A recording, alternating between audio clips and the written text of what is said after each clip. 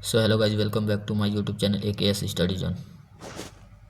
इस वीडियो में BSc fifth semester के फिजिक्स का part 2 video lecture MCQ question बताने जा रहे हैं। चलिए अब वीडियो को आगे बढ़ाते हैं। So hello friends, welcome back to my YouTube channel AKS study zone. आज का क्वेश्चन है क्लासिकल मैकेनिक्स स्टैटिकल मैकेनिक्स का यूनिट ए का MCQ क्वेश्चन, जो पार्ट 2 है। चलिए वीडियो को स्टार्ट करते हैं। वीडियो अच्छा लगा तो लाइक, कमेंट एंड सब्सक्राइब करें।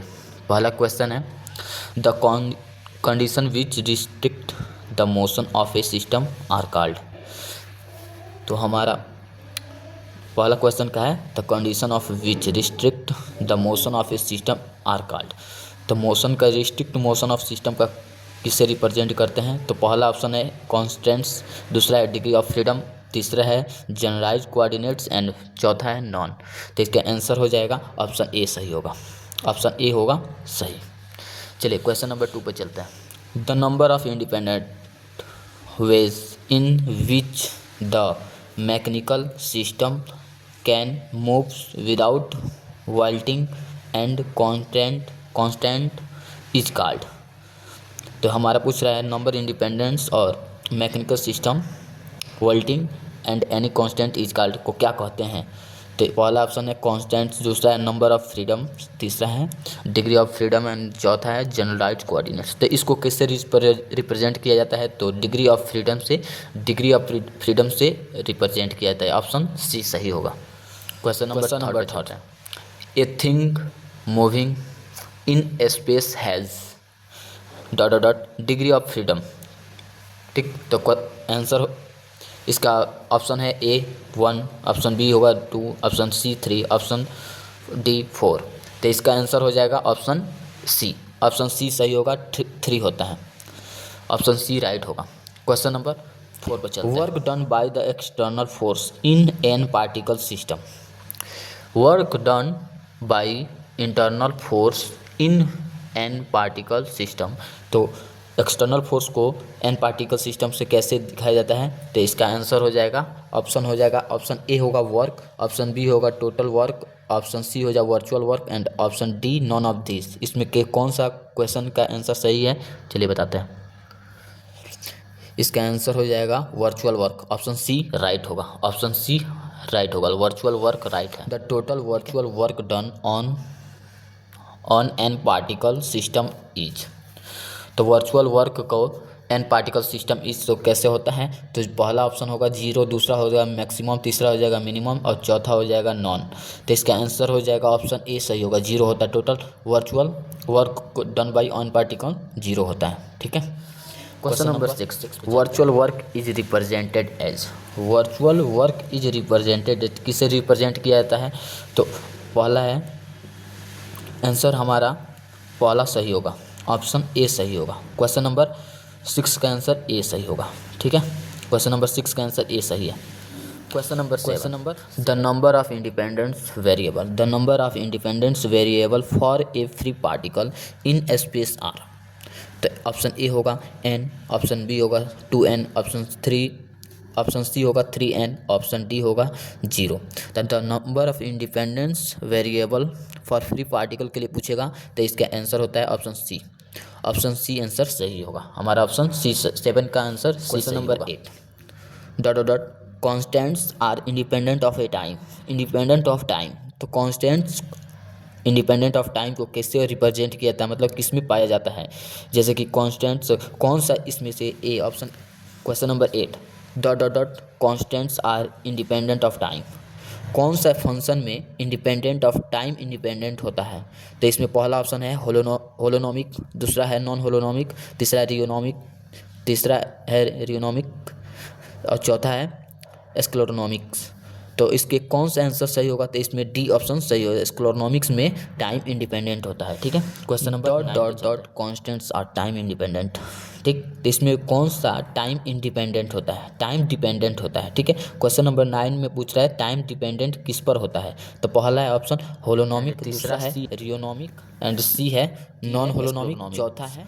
ठीक है, तो इसका आंसर हो जाएगा ऑप्शन बी सही होगा, रियोनोमिक्स। ठीक है, ये आंसर क्वेश्चन नंबर 9 का आंसर बी सही होगा। 10वां question number 10, scleronomics and rheonomic are the types of constants तो इसमें कौन सा आंसर सही होगा? ए है होलोनोमिक, दूसरा है बोथ ए एंड सी, और तीसरा है नॉन होलोनोमिक, चौथा है नॉन नॉन ठीक, इसमें से कोई नहीं।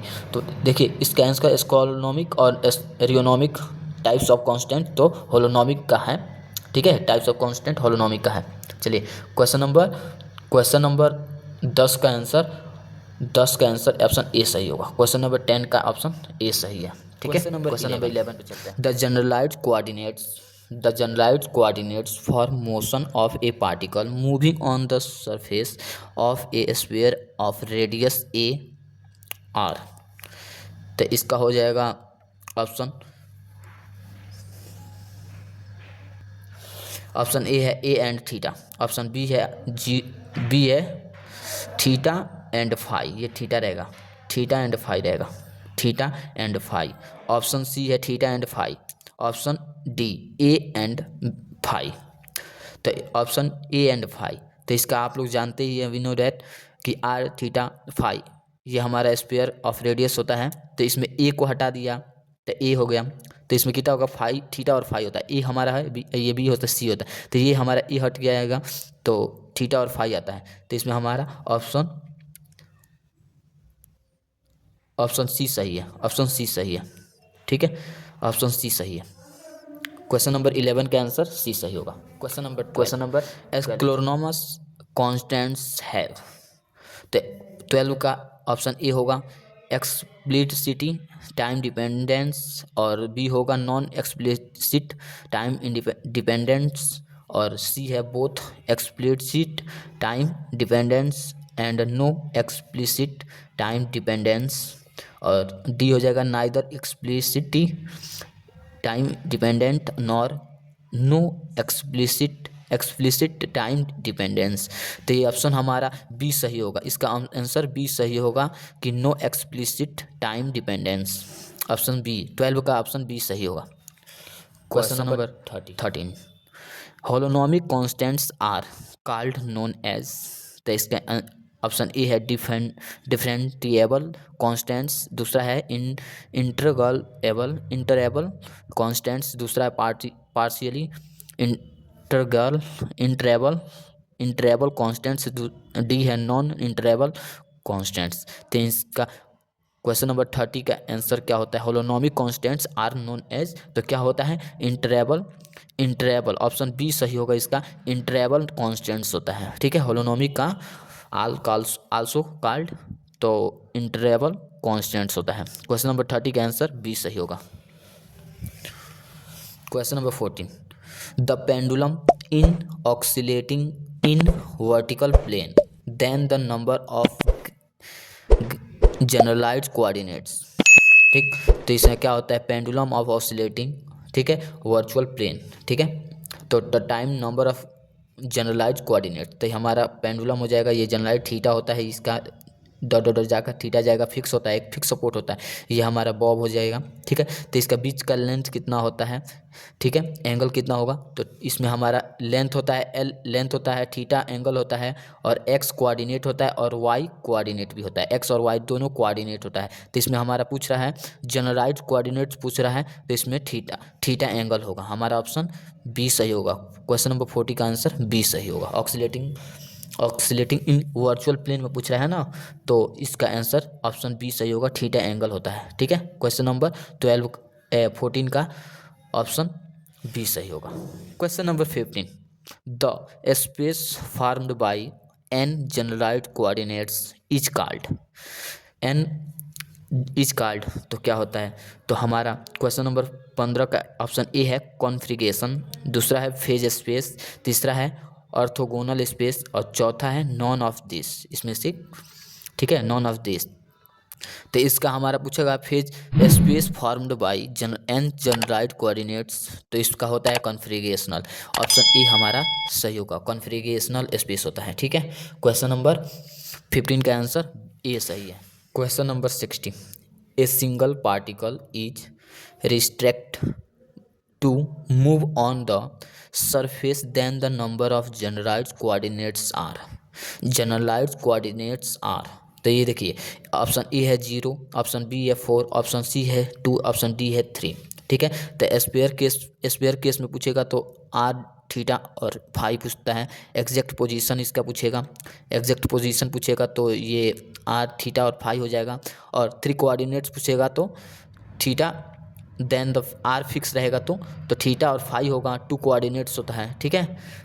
अगर आर पूछा तो फिक्स, तो थीटा और फाई 2 कोऑर्डिनेट्स होगा, ठीक है। तो इसका आंसर हमारा हो जाएगा कितना होगा, तो इसमें 2 आंसर सही होगा, ऑप्शन सी सही होगा हमारा, ठीक है। इसमें क्या पूछ रहे हैं, restrict moves on the surface then the number of generalized coordinates are, तो इसमें हमारा आंसर सी सही होगा। इसमें 2 कोऑर्डिनेट्स फिक्स होता है, एक कोऑर्डिनेट्स फिक्स होता है तो 2 हमारा कोऑर्डिनेट्स होगा, ठीक है।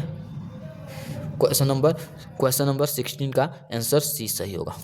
चलिए अगला क्वेश्चन नंबर 70। इससे पहले वीडियो अच्छा लगा तो लाइक कमेंट एंड सब्सक्राइब कर अपने दोस्तों के पास शेयर कर दें, ठीक है।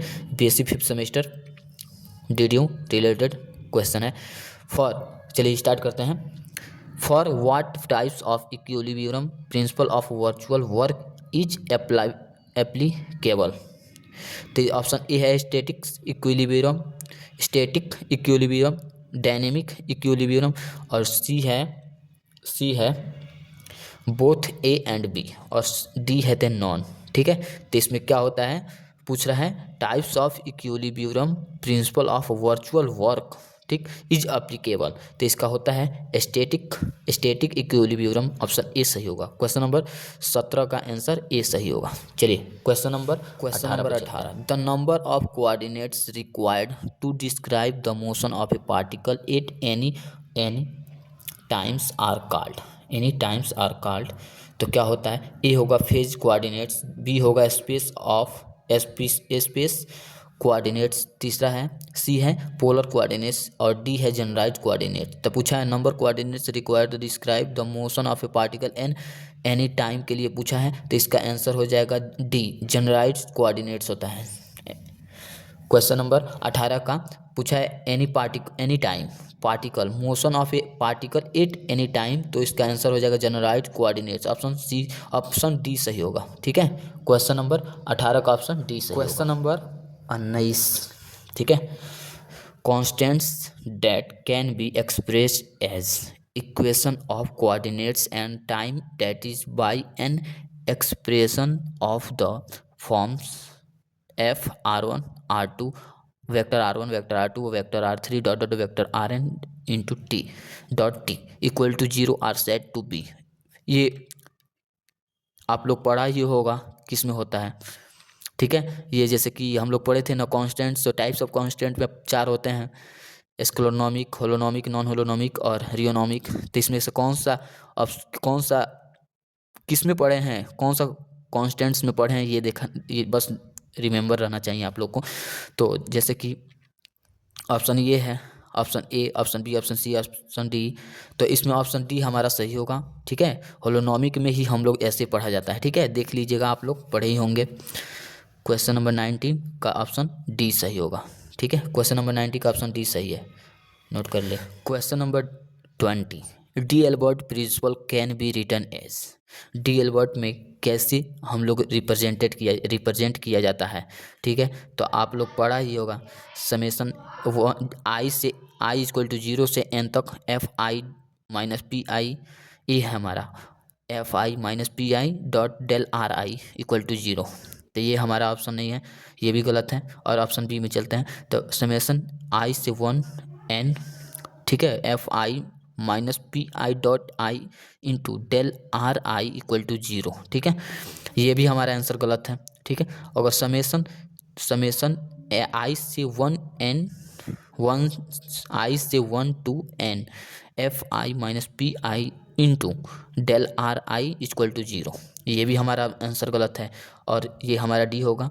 समेसन 0 आई इक्वल टू 0 से n और एफ आई कैपिटल में f i minus p i dot 1 by, इसका डिफ्रेंशिएट हुआ है 1 up p i dot into del r i equal to 0, ठीक है। ये हमारा आंसर ऑप्शन डी सही होगा। और आप लोग देखिएगा ऑप्शन ये जो ये है ये भी सही होता, अगर आई इक्वल टू यहाँ पर 0 रहता तो सही होता। ऑप्शन 20 का ऐसे ही क्वेश्चन में पूछेगा, घुमा घुमा कर पूछता है, आप लोग देख ही लीजिएगा। और इसमें बस आप लोग को याद रखना है आई इक्वल टू 0, एन तो रहेगा, या आई इक्वल टू 0 और ये पी आई पर डॉट रहता है, ठीक है। बस इतना याद रखेंगे तो ये हो जाएगा। रियल वर्ड प्रिंसिपल का है ये, ऑप्शन डी सही होगा, ठीक है। चलिए question number 21, gas molecules in a container particles moves in a sphere are the example of. तो इसका क्या आंसर होता है? पहला है होलोनोमिक कांस्टेंट, दूसरा है नॉन होलोनोमिक कांस्टेंट, सी है रियोनोमिक कांस्टेंट और डी है एस्क्लोनोमिक कांस्टेंट, ठीक है। ऊपर नीचे हो गया है, देख लीजिएगा, ठीक है। तो इसका आंसर नंबर 21 का आंसर ऑप्शन ए सही होगा। क्वेश्चन नंबर 21 का ऑप्शन ए सही होगा, ठीक है। Gas molecule particles moving in a sphere are example किसका है? तो होलोनोमिक कांस्टेंट का एग्जाम्पल है। चलिए क्वेश्चन नंबर 22 पर चलते हैं। The degree of freedom for a free particle in space a. तो पहला ऑप्शन है, ये पूछ रहा है degree of freedom for a free particle के लिए स्पेस कितनी होती है? तो answer option A 1, option B 2, option 3 C, option 4, option D 4 होगा। तो इसका आंसर हो जाएगा ऑप्शन 3 सी, आंसर सही होगा, 3 होता है ऑप्शन। जो degree of freedom for a free particle के लिए तो ये 3 होता है, ठीक है। क्वेश्चन नंबर 23 पर चलते। Question number 23, the number of independence variable for a free particle in space are.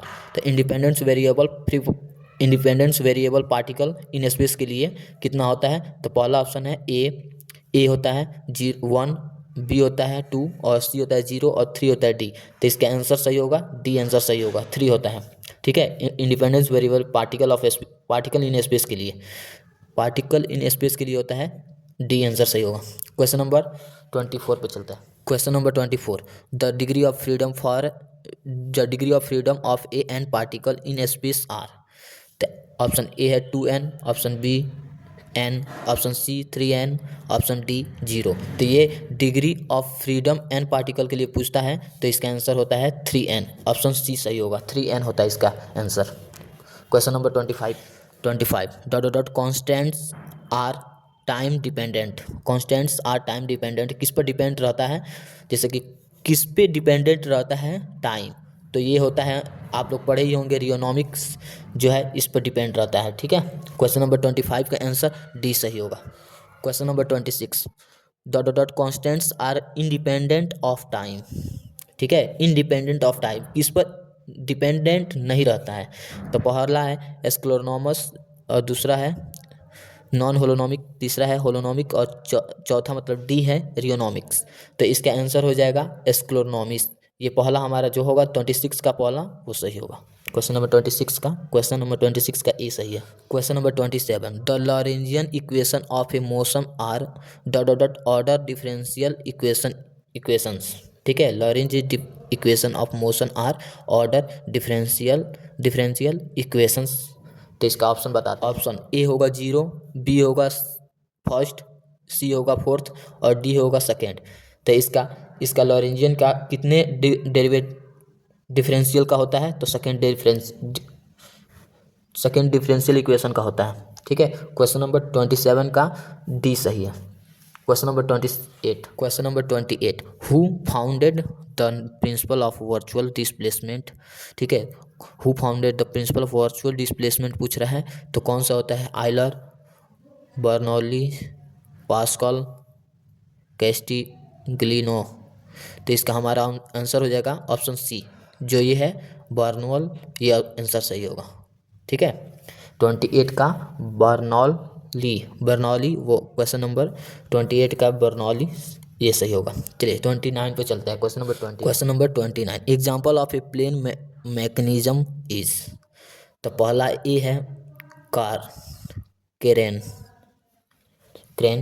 Sliding pair, both, C है बोथ ए एंड बी और डी है नॉन। तो इसका आंसर हो जाएगा बी, स्लाइडिंग पेयर हमारा सही होगा। क्वेश्चन नंबर 29 का स्लाइडिंग पेयर आंसर सही होगा। Question number 30, minimum number of fixed links in a mechanism in. तो आंसर ए होगा 1, बी होगा 2, सी होगा 3 और डी होगा नॉन। तो इसका minimum number fixed link mechanism के पूछ रहा है तो आंसर ए सही होगा, जो आंसर ए है वो सही होगा। ठीक है। 31 a mechanism having 6 degree of freedom has.